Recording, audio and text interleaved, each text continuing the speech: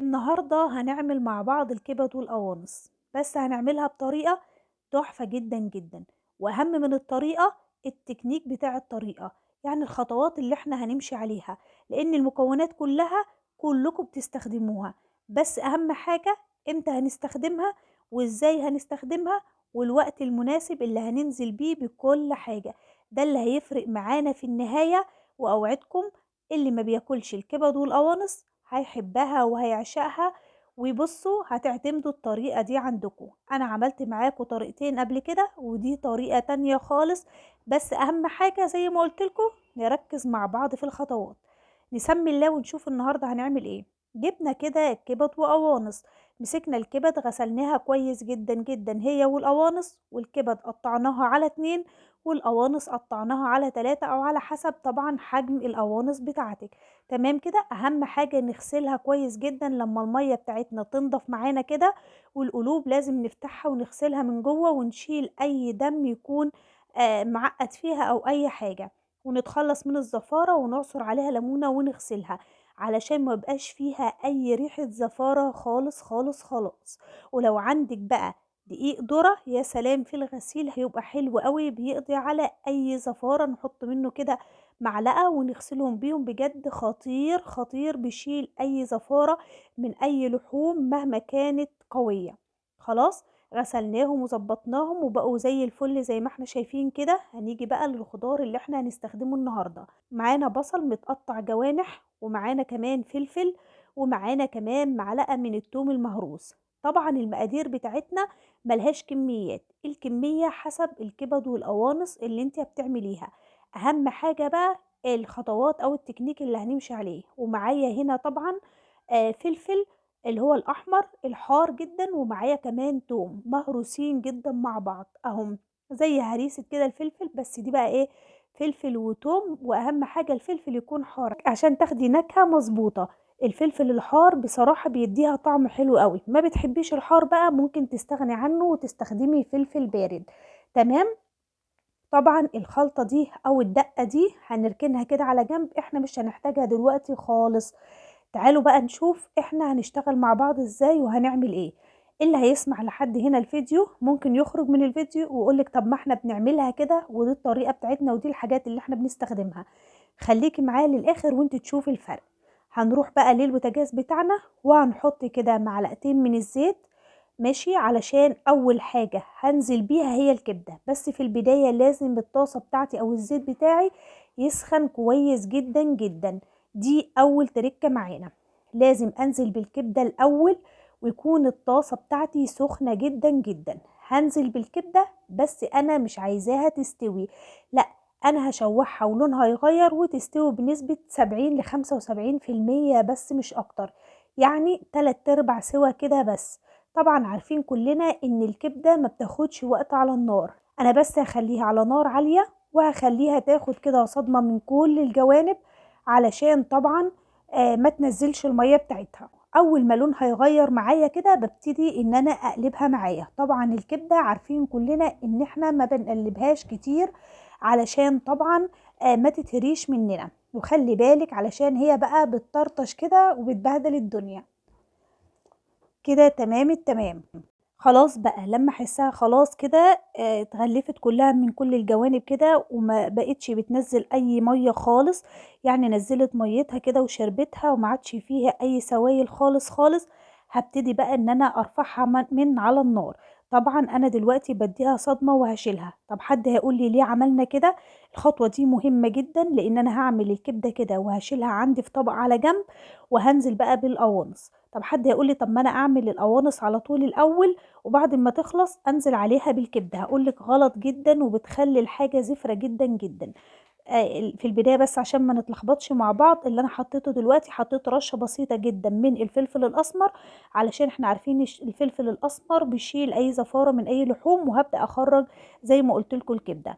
نرجع تاني نقول احنا ليه ادينا الكبده بتاعتنا تشويحه قبل ما ننزل بالقوانص بتاعتنا.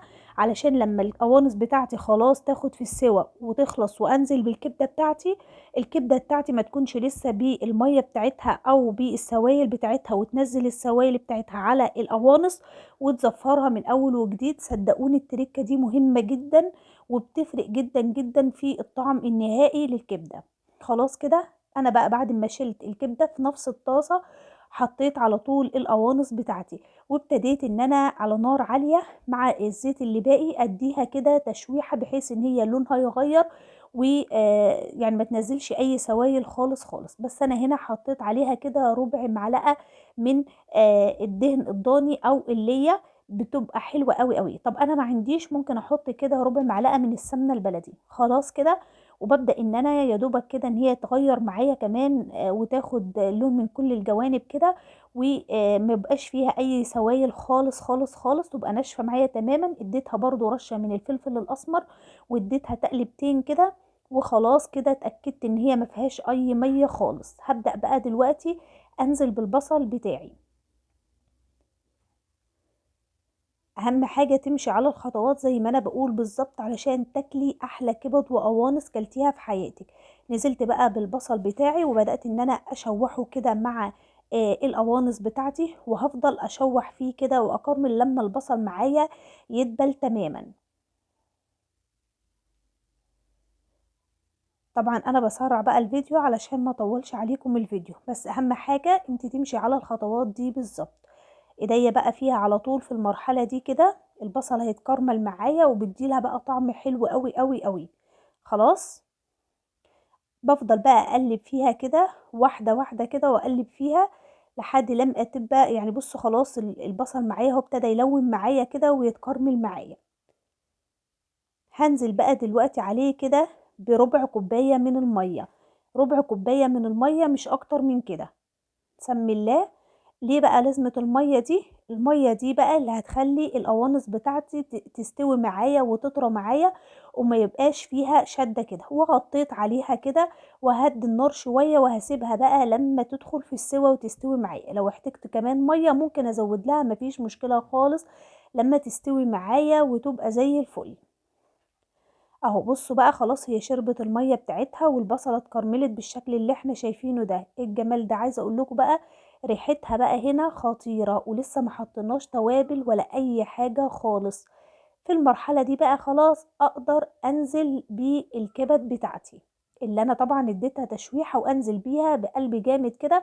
لا هتزفر بقى القوانص بتاعتي ولا اي حاجة خالص. عرفتوا ليه بقى انا اديت او الكبد بتاعتي في الاول تشويحة؟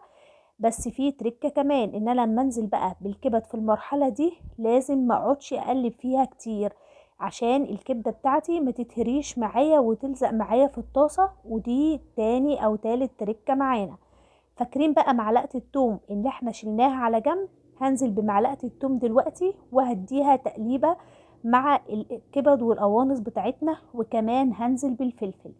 هما بس تقلبتين كده للفلفل مع الكبد والقوانص وبس كده مش اكتر. طبعا الكبد مش هتاخد معانا وقت، الكبد مستوية بنسبة 75%، يعني ما بتاخدش وقت خالص. تمام.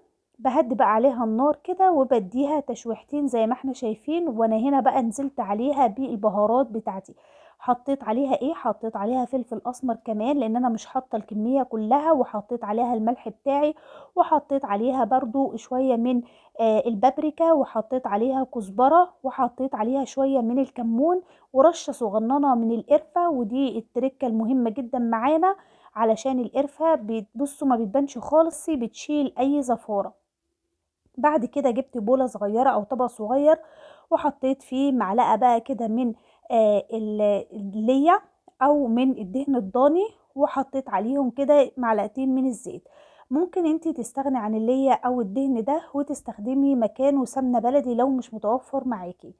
بصوا يعني دي بقى بتديها تركة حلوة قوي قوي. وبعد كده نزلت بقى بالدقة اللي احنا عملناها قبل كده اللي هي الفلفل الاحمر الحار والثوم. قلتلك لو ما بتحبيش الحار تقدري ان انت تستبدليه بفلفل بارد، لكن انصحك ان هي تكون حر شوية لان بصراحة لما بتبقى فيها ريحة حرارة كده بتنقلها نقلة تانية.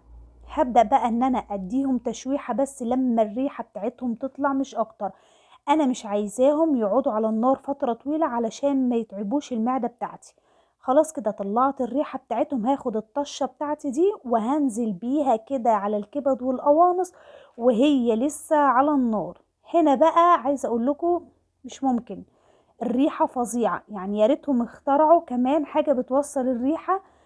الريحة رهيبة يا جماعة، تقلب الدنيا، والريحة بتاعتها تجوع بجد، ريحتها خطير. هنا بقى هطفي النار وخلاص بقت جاهزة معانا. تعالوا بينا نشوف احنا نقدمها مع ايه او ناكلها مع ايه.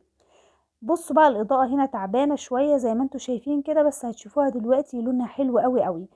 هناكلها مع ايه؟ نقدر نعمل معاها سلطة طحينة وشوية سلطة خضراء وبالعيش البلدي بتاعنا وبألف هنا، او ممكن ان احنا نعملها جنب شوية مكرونة، هتبقى 10 على 10.